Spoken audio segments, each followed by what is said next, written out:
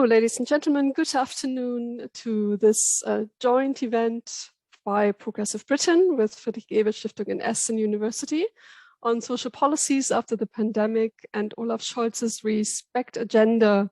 We're really happy and honored to have with us today Thorben Albrecht, Policy Director of IG Metall, and Alison McGovern, who is Shadow Minister of Employment. We're going to deal about Germany's and Britain's respectively policies on the outcome of the pandemic and what should we all be learning from each other. And I'm also really glad and happy to welcome Ed Turner with us from Aston University, who will be our chair. And I guess without further ado, Ed, if you would be so kind to introduce our panelists. Yeah, gladly. So really glad to have with us on the panel Thorben Albrecht. He's a senior figure in the German trade union movement these days. IG Metall is a very important trade union. But before that as well, he was the federal business manager of the Social Democrats. He's been a state secretary for the Social Democrats in government as well. So someone with a wonderful sense of policies in this area. It's also brilliant to welcome Alison McGovern, MP for Wirral South since 2010, an experienced shadow minister, and of course we hope a minister in waiting and employment minister, and someone who speaks for the Labour Party on these issues. And we come fresh, in fact, Michelle, you and I both, from some really valuable dialogues in Berlin between Labour MPs and SPD counterparts. It feels like there's a really strong relationship being forged there, and the best is yet to come. So without further ado, I'll hand over to Alison, but unfortunately, Alison does have to shoot off and vote in a few minutes, so people will be left with me and Thorben keeping things going until Ali, you're able to rejoin. Thanks, Ed. And it is a great joy to be with this group of people. As you said, there's a strong connection already, both on the political side, but also on the trade union side. I know from many years of dialogue and working together. And I like what you said, Ed, that hopefully the best is yet to come. We're full of admiration for colleagues in Germany moving forward with a positive, progressive agenda, and long to be in government doing the same ourselves. So hopefully the best is ahead of us. I just want to really open this conversation by asking Thorben if you would kindly kind of talk us through what you see the future agenda to be for the government in Germany. We know that it was a big part of the election campaign, the idea of the dignity of work and so on. Right across Europe, workers have had struggles, making sure that wages were adequate, and also in other areas. And now we're seeing this energy crisis. Yet another layer on top of the struggles that people are facing. So just talk us through what's the ambition of the German government and what can we look forward to seeing? Yeah, thank you, Ellie, and thank you for inviting me and having me here. And well, the agenda of the new German government is meant to be an agenda of change, and the major keyword in the election campaign has been respect. And this has been put into policies, very concrete ones, like it's about decent wages. So one promise and one project already started actually has been the increase of the statutory minimum wage. The agenda is about affordable housing through building new flats and houses. It's about guaranteed pensions. It's about good care services, including more and better paid staff.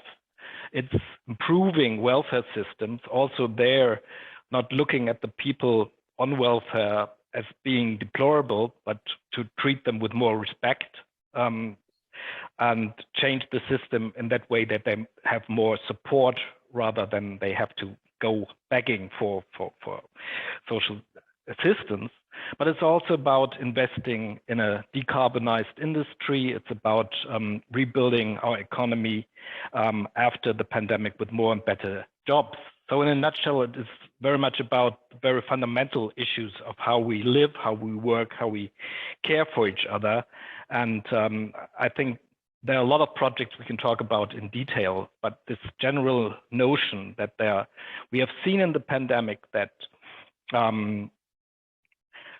welfare systems, good public services are essential to go through a crisis. And we see that now with the energy prices rising, and there have been the first measures to try to dampen the effect of this increases on consumers, but also on industries.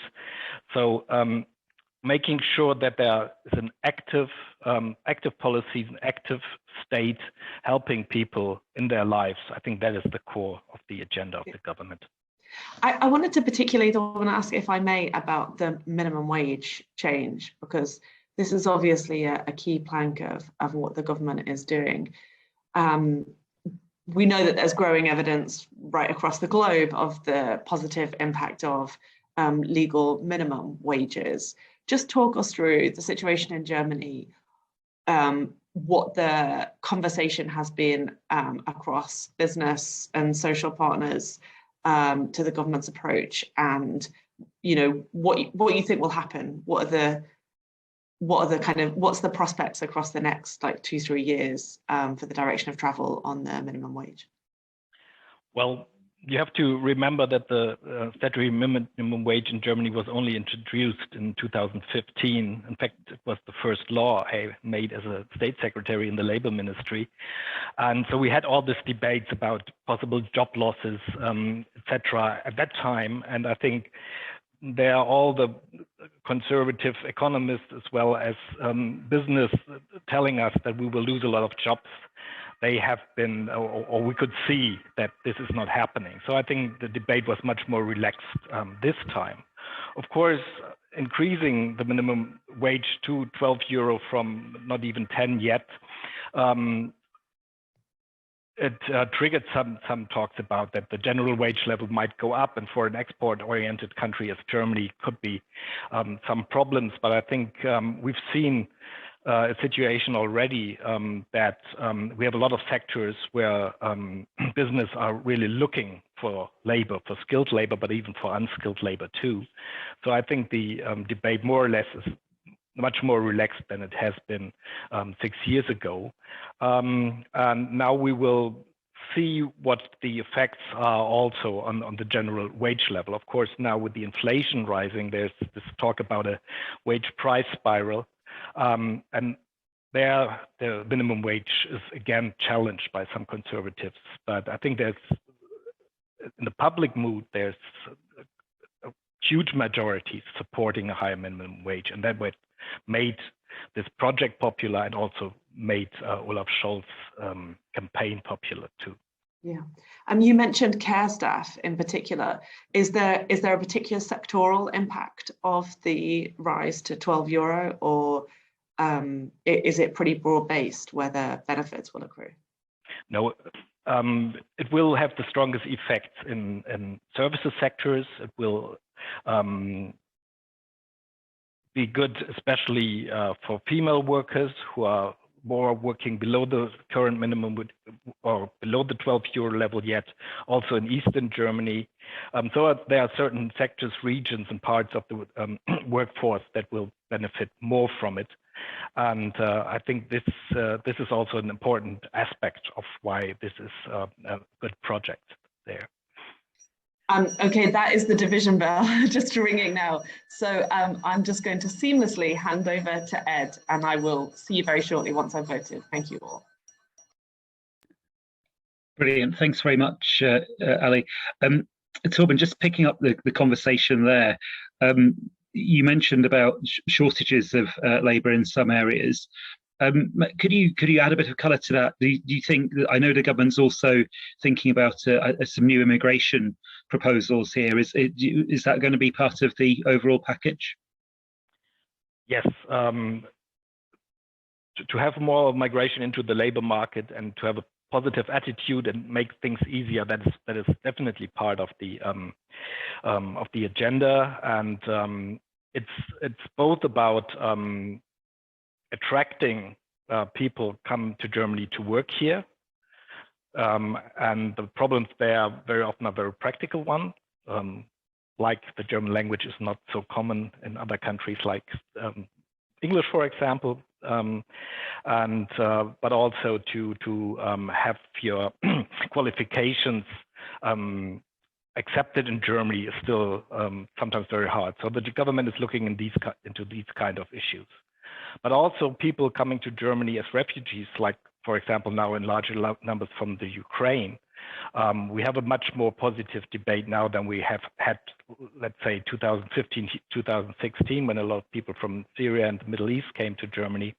Now it's very clear that the government is supporting, allowing these people to join the labor market immediately if they can, and support them with language courses, with qualification measures where necessary. Just today, there has been a summit at the Labor Ministry with trade unions, with business, to talk about how to integrate people from the Ukraine who want to stay longer here, or who don't know how long they need to stay because nobody's knowing how long this war is going on, to make it possible for them to work on the German labor market. Probably this is part of the solution, but still the numbers won't be large enough to fill the gap that will grow over the coming years, because now the strong years with the strong birth rates, they now go into retirement. So the issue is still there, even if we are able to attract more migration and integrate more people from other countries into our labor market. Thanks very much indeed. If I may, I'd like to pose one other general question before we move into some of the specific areas, all of which are really very interesting.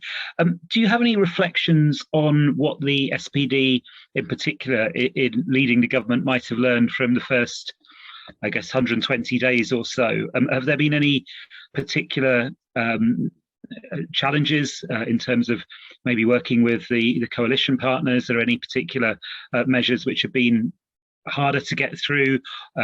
Has it been possible to kind of grip the policy area in precisely the way intended? How do you think the new government is faring? Well, I think they're doing quite well.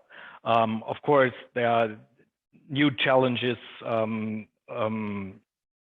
to the fact that the COVID pandemic is not over yet, and there are still issues around the pandemic that are maybe have not been foreseen in this way. And then, of course, the war in the Ukraine, which is affecting the government a lot, has to deal with a lot of issues. Apart from the foreign and security policy issues, it's a lot about the energy situation, the energy supply, the energy prices, which have been rising a lot. Germany is very dependent on Russian gas, and so the question, will this gas supply be cut or not? It's dooming over the German economy, as well as already we see that the energy prices are in some sectors so high that industrial production of certain products is not done anymore because it's simply too expensive to do so. And so we have some cuts in production in certain sectors already now. So these external factors, of course, take a lot of effort for the government, and at the same time, the government doesn't want to put its agenda aside. So everything that is now new on the agenda so far, there has been the approach to do it additionally to all what has been on the agenda already. When it comes to the internal cooperation, I think that is quite good. There have been some issues already in the coalition talks, and maybe some shortcomings when you look at it from a progressive perspective, because the Liberal Party, with the finance minister or chancellor of the exchequer, as you would have it, he's opposing any kind of tax increases for rich and wealthy people, which limits, of course, the scope of possible public spending. Still, there have been solutions for that as well, in a way that the investments we now need, especially into greening our economy, they could be financed partly through debt due to the measures of the recovery after the pandemic, as well also the extra spending that has now been agreed to properly finance the military and to invest into the military also will not be taken out of the normal budget. So there is some room for maneuver, but the question of distribution, redistribution will always be a hot issue inside the government with the Liberal Party. And some politicians from that party also have been questioning some of the social projects in the coalition treaty, but nothing is stopped there yet. So there are external issues as well as some effects on the internal discussions in the coalition too. Super, thank you. I mean, you mentioned there the energy crisis. Obviously, this is something which affects the UK as well, albeit that prices were rising before the war in Ukraine started, and the UK is somewhat less dependent on Russian gas, but still costs are going up sharply.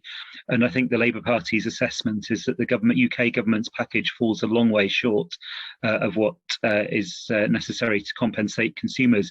Could you just tell people, because I think people would be interested a little bit, about how consumers are going to be supported over energy costs?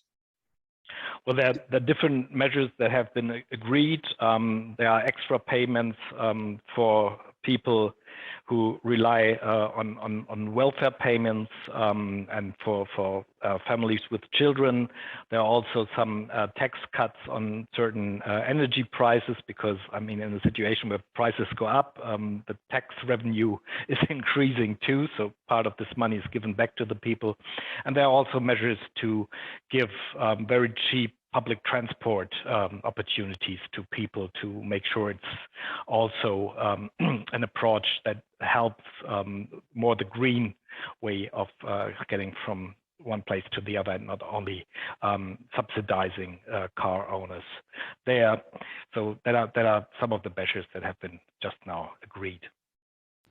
Thanks. That's very, very interesting. I should say at this juncture, by the way, that we have a question and answer box on the call. Use that, please, at an ease rather than a chat. If you have any questions you'd like to pose to Thorben or indeed to Ali when she comes back, then about this broad area, then please do stick them in. And I or Ali, when she's back, will also be sort of pleased to pose them. Thorben, one other area which I think will be really interesting to a British audience is around child poverty. And if I'm not mistaken, the union movement has had quite a focus on this as well. And there's a proposal for the new government to introduce a basic level of income for children. Could you maybe tell us a little bit more about that and other measures on child poverty that the government's undertaking? Yeah, so there are always two issues that we look at as the important issues, apart from the money you get for the children, which I will talk about also, but having childcare facilities for all children and also free of charge has been always one approach. The second one, of course, is trying to get parents into jobs, because we can see that child poverty is there where there's poor or no income of the families. So I think that should never be forgotten. So labor market issues play a role here too. But then we have this new form which will be introduced of supporting children directly.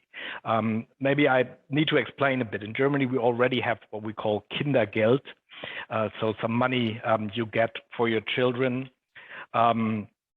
which when you're not on welfare. When you're on welfare, you get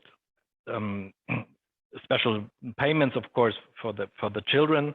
But the system now works that it's this children's benefit everyone gets is tax deductible. And this means that high income earners will get more out of it because they get the money plus the tax reduction. So in fact, at the moment, the German system is subsidizing richer parents. And this will be changed. So there will be two elements of it. One is a fixed sum of money, which is given to to every parent for the children, without looking at the income level. And then there will be a second part of it, which is decreasing the more you earn. So both people, families who live from welfare benefits, as well as low income workers, will benefit more from this extra payment, which is then more targeted to poorer families and will be therefore probably higher than in the past, whereas richer parents might get some euro less.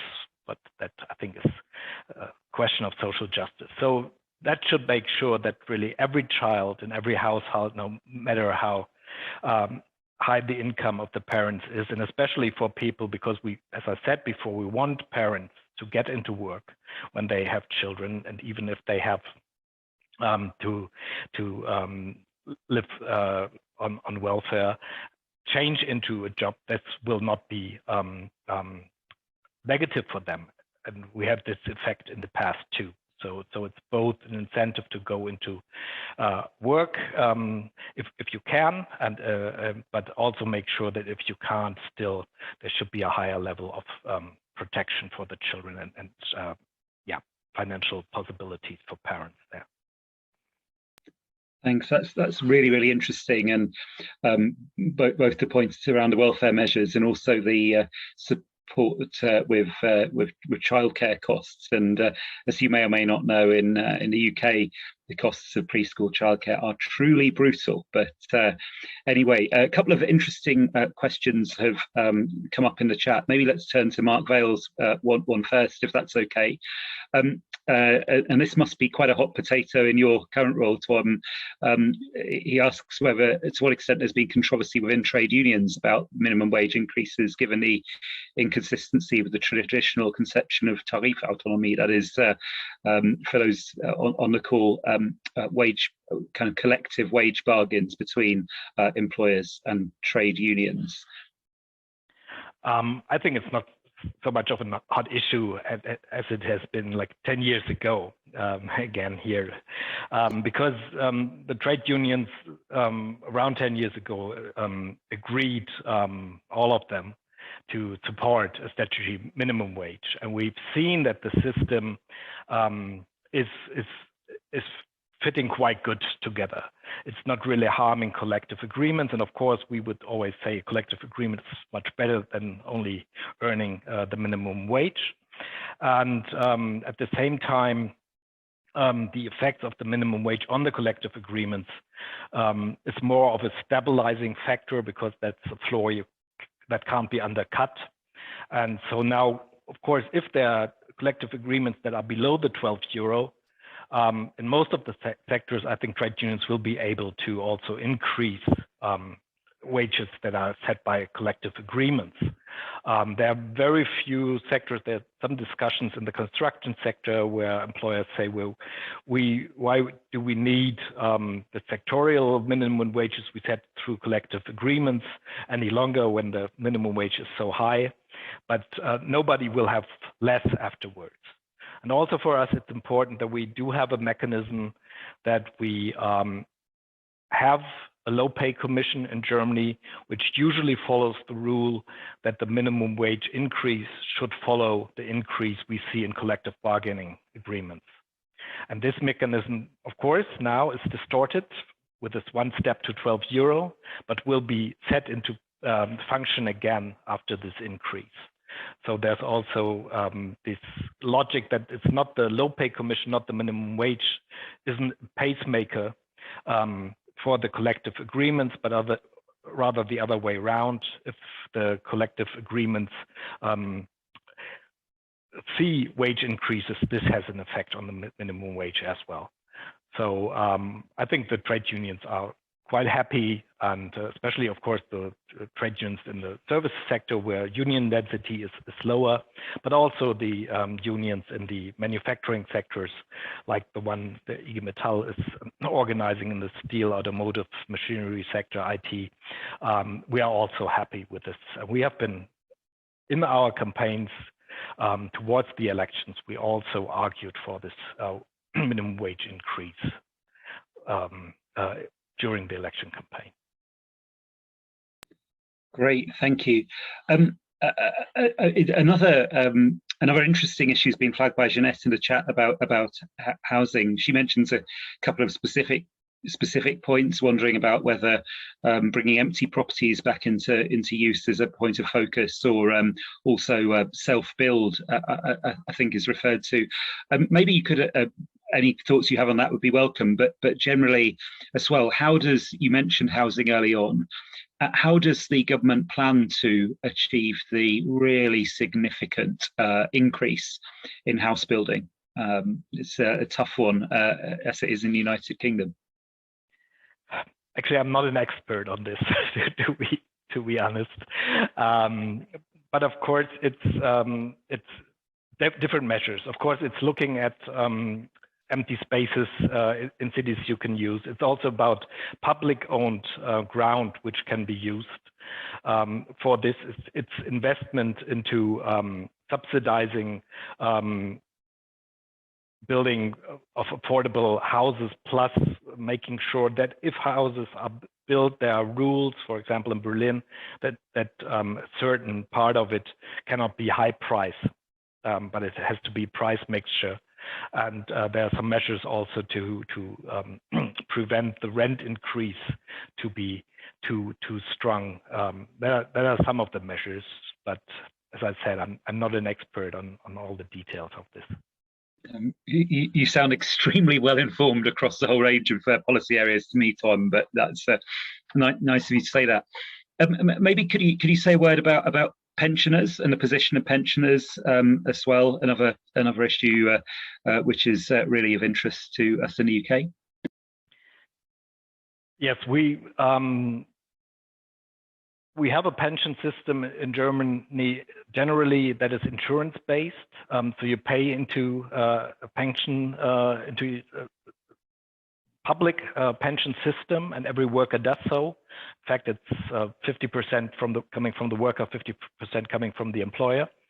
And we've seen that this system, as the people who are currently paying in, the workers, they finance the pensions of the people that are now retired, has been stressed because of the number of pensioners increasing over the last years, whereas the number of workers didn't increase that much.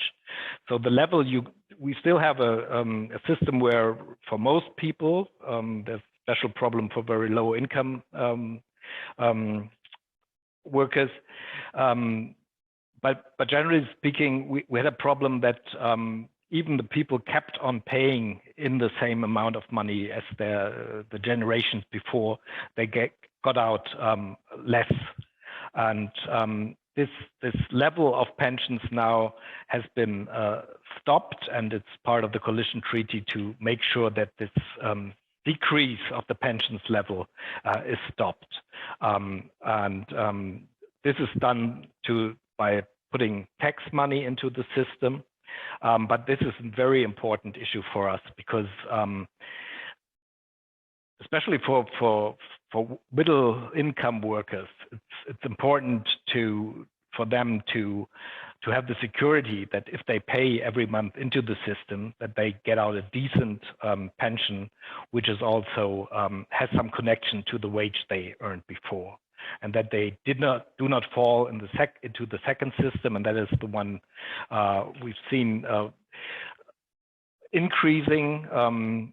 That is, if you don't earn enough, but most of the times also if you have gaps in your working life, if you're not working all the years, then you might not get a pension that is high enough to keep you out of welfare for the elderly. And this is, of course, a problem because people then have a very or rather low income as pensioners, but it's also a question of dignity because people paid all the time, worked hard all the time.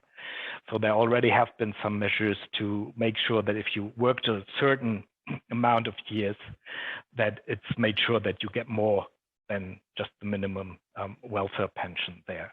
So both issues of in-work poverty or low income, leading to very low pensions, as well as stabilizing the system, have been on the agenda and are on the agenda, and that are very important issues for trade unions too. Thank you. I hear rumours that Ali may be on her way back, so that's great. Can I ask maybe a question about the politics part of some of this? I mean, from afar, it seemed as though the SPD's kind of social justice brand was quite tarnished by the Hartz reforms, by reductions in welfare benefits, and arguably also by increases in the pension age. I mean, do you think that the SPD has been able to sort of rehabilitate its reputation as a party of social justice? If so, are there any thoughts on kind of lessons there about how it's been able to do that? I think there are different aspects to this. One has been that, as I said, the SPD now has a different attitude when it comes to people having to apply for welfare. They make sure that they make clear that it's about really supporting people. Then these issues I briefly touched upon when it came to the question of pensions, but the same was true with the Hartz reform on the welfare system, because when you are unemployed for more than 12 months, you will not get any unemployment benefits that are somewhat connected to your wages you earned before, and this has also destroyed a lot of trust into the system. And a certain, maybe not anti-union, but the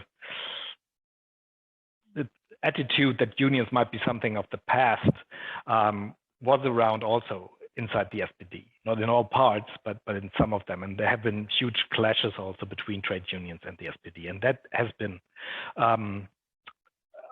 improved over the last years, and unions are taken serious again by the SPD. I think that has also played a role.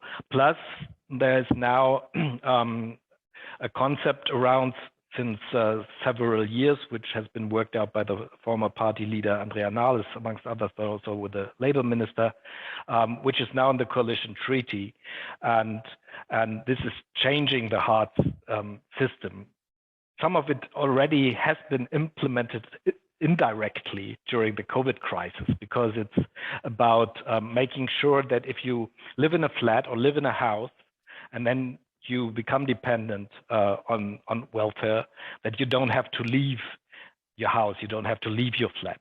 Or if you have a small amount of wealth, we're not talking about yachts and millions here, but we're talking maybe about a small car or a small house which you own, then you will not, already now in the pandemic, you haven't been forced to sell this when you're on welfare. And these kind of elements, plus sanctioning people who do not appear at a meeting for the first time, and this general changes to be more open to the needs of people, rather than trying to restrict any benefits if there are some problems. This has changed, and with this new attitude, I think it was possible also to convince voters again that SPD is the party that is really supporting people when they are in need, and it's standing on the side of the trade unions, is standing on the side of people who struggle more for the living, and that has been part of this respect agenda we talked about before. Thanks very much indeed, Thorben. I'm very glad to see we've got Ali back. Just a reminder to people on the call as well, you're very welcome to put questions in the Q&A. The two which have been asked have been addressed already, but if anyone else has got any questions, do put them in there, and Ali may be able to pick them up. But Ali, maybe passing the baton back to you. Thank you, Ed. And I think I have just about followed remotely the conversation, so apologies if I get anything wrong. But the one question I wanted to ask was also about pensioners. across Europe, we have aging societies. That's obviously changing the shape of the labour market, but it also relates to this question of social security. So what plans does the German government have for pensioners, and what's the kind of forward agenda in terms of that demographic change and the kind of age profile of our societies that we're seeing? Well, we already we have this major public pension system, which is the strongest pillar of our pension system. Apart from that, we have also some subsidies if you get an insurance or invest into your own pensions, but that has never been working, especially not for low income workers. And plus we have in a lot of companies an extra pension scheme based on, in the best case, collective agreements or agreements between employers and the local trade unions inside the company. And I think what we learned also through the financial crisis and over the years is that this public pension system is the real one we need, and which is stable through crisis. And we've seen that again now that during the pandemic. So the new government is really stepping up to strengthen this system, being willing to put tax money into this system too, and to make sure that this connection between work and wages, which have to be strengthened too, this is strengthening also the pension system. So the increase of the minimum wage and better pay for people working in the care sector does not only have the immediate effect of better wages, but it's also stabilizing the pension system. And do you think that this, you've been talking about the kind of shifting approach and dealing with some of the negatives. Do you think that the time context has also altered things? I mean, we've been through a turbulent time. I mean, in the UK, things have certainly been very turbulent, and it's been hard for all political parties to respond to that. But do you also think that maybe that it was the right time for the kind of messages and the kind of changed messages that the SPD wanted to put across? I think yes. There has been some feeling inside the society that inequalities have been growing. And that the social stability has been threatened. And we've seen also that right-wing politicians have been playing on this with their agenda, of course. We've seen then also, of course, there was time for a change because Angela Merkel was not running again. So it had to change some way or the other. And then people thought, well, we can really change to Olaf Scholz rather than the conservative candidate. That has been an issue. But also we've seen, and I would be curious if you had the same debates, and if you can profit from that as a Labour Party.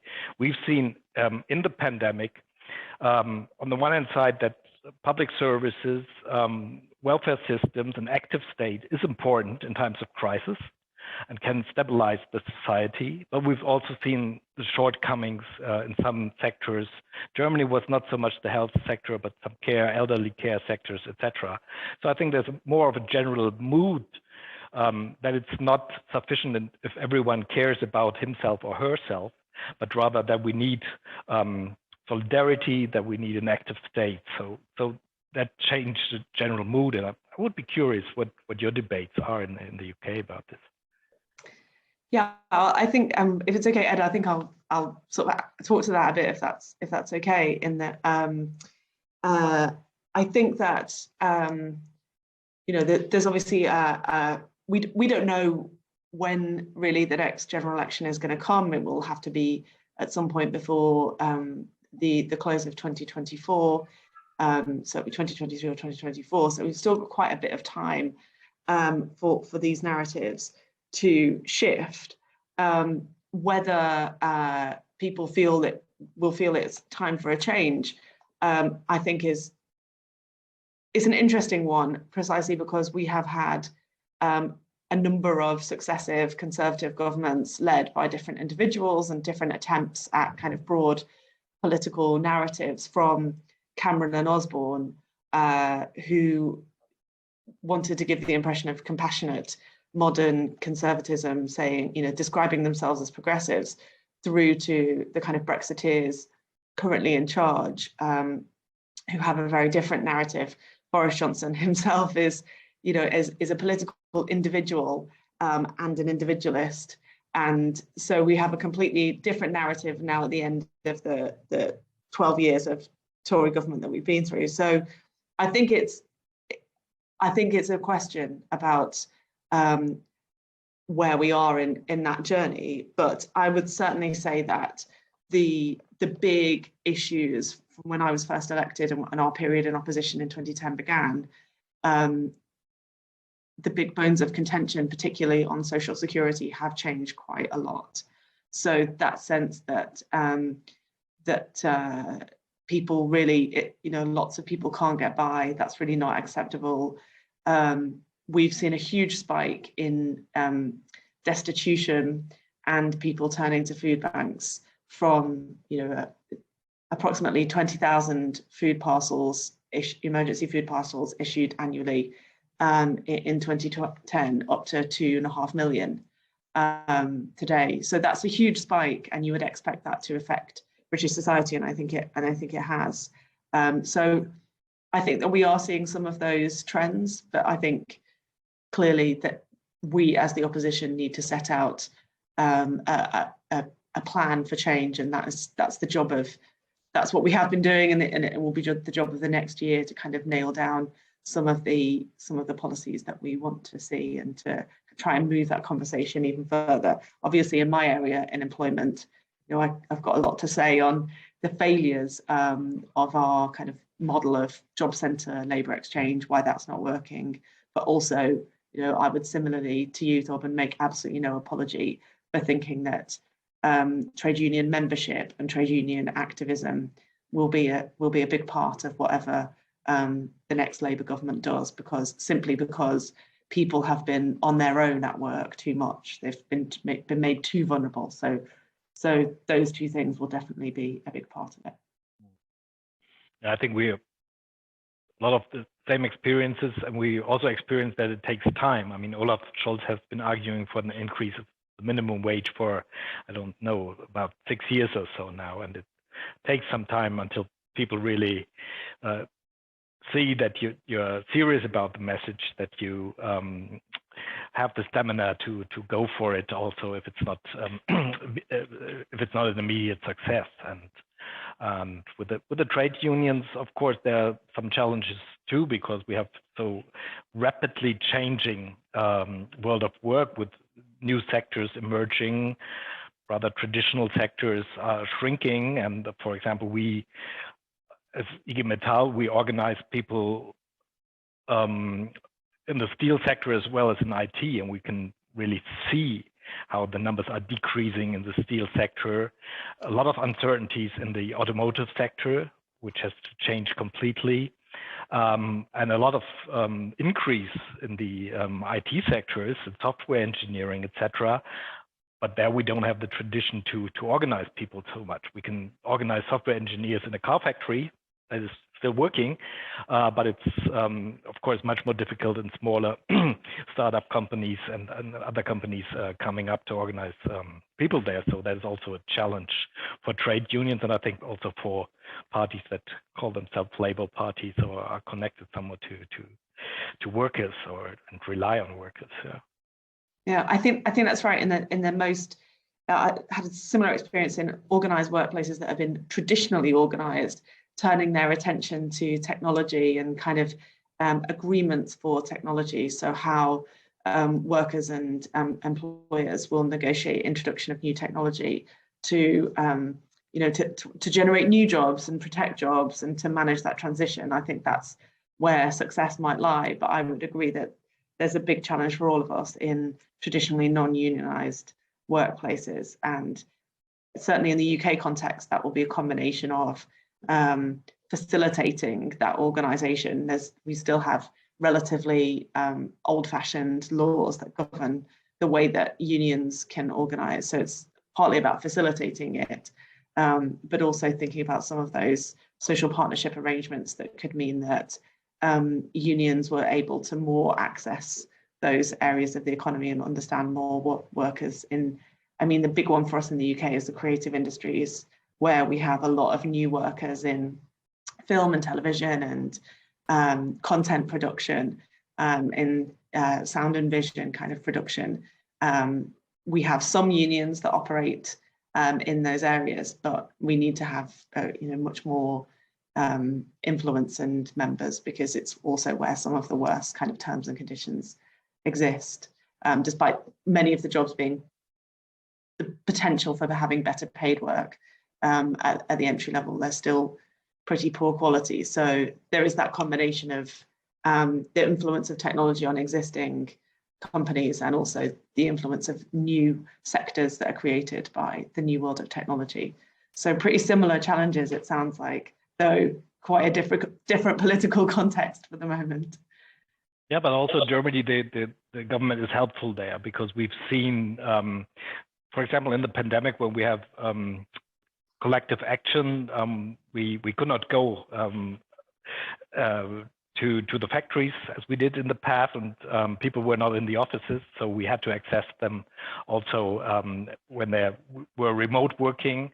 And so we have been arguing, and that is now also on the coalition treaty, that we do not have only an access to be allowed to go to offices and factory lines, but that we can also use companies' social networks and intranet, etc. So what we call a digital access to workers has been an important issue, and that is now on its way, as well as measures against union busting. So it's made easier to set up works council. It will be more severely punished if companies try to prevent works councils and unions be set up in their companies. So there again, trade unions have to modernize themselves, but also the political framework is important here. And I think that is working hand in hand now quite good in Germany. That's right. It's a niche fact that in the UK, union ballots have to be conducted by post, not electronically, but it's actually a ridiculous cost on trade union activism in the UK. It makes no sense at all in the modern world. So we are somewhat behind in this challenge, but we have ambitions to do better.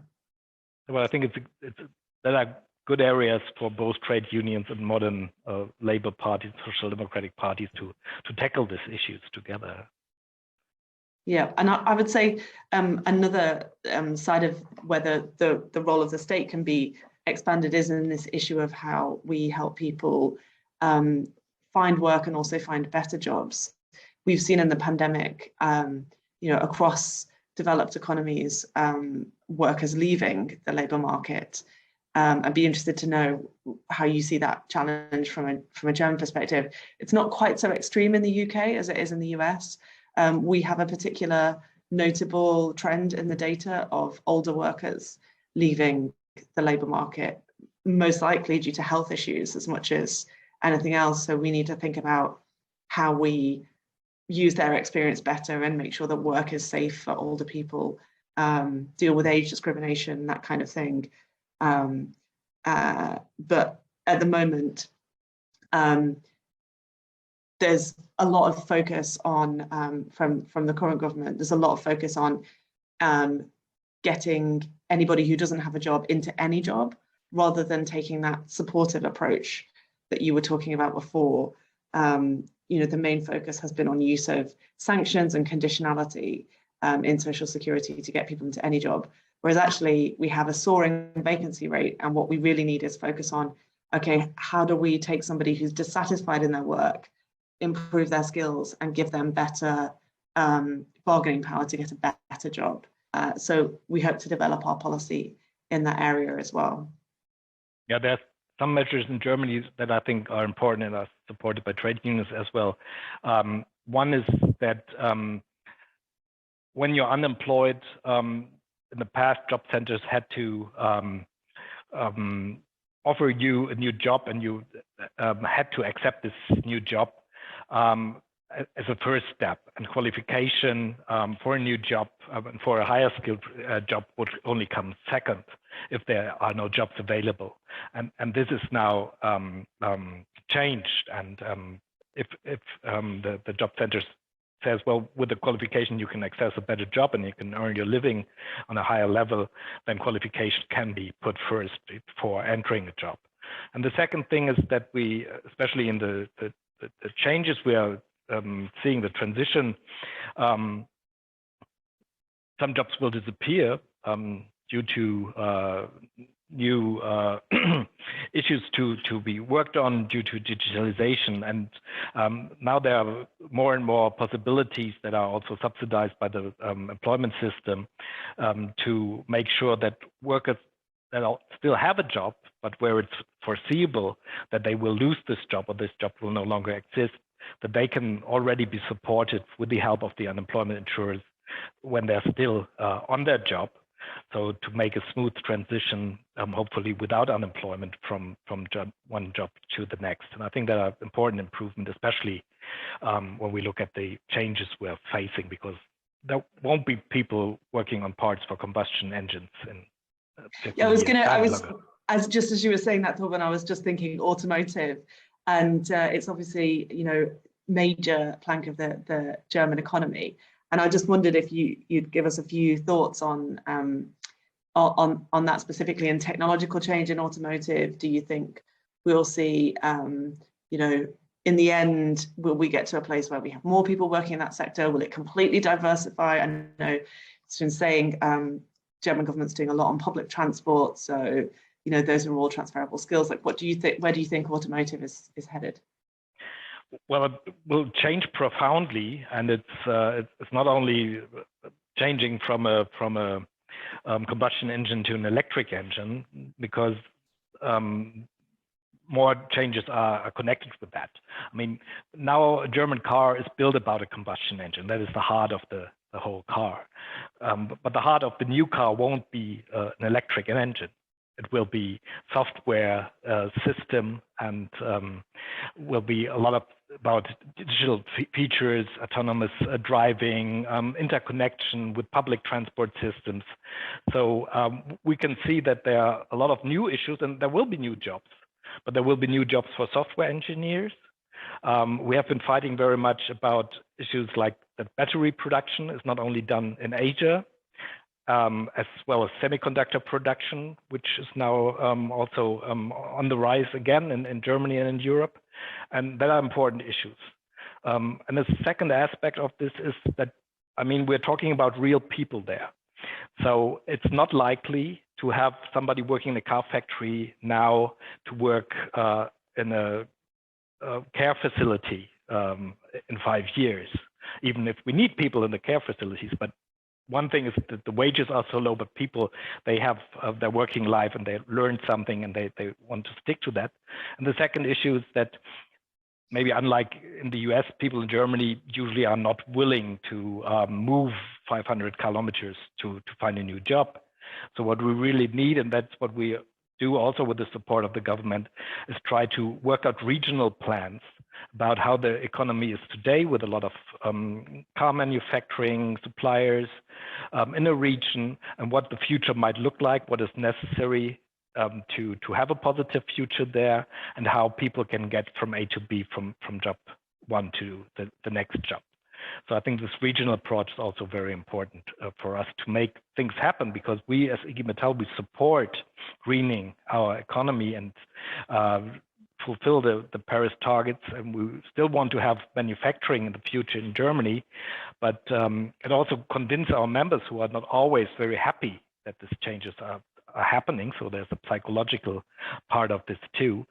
So yeah, it's quite a complex issue, but we really are willing and have to tackle this. But this means a lot of work and go into the details. So it's a huge issue really in Germany, and especially of course in the IG Metall, who's organizing automotive workers a lot.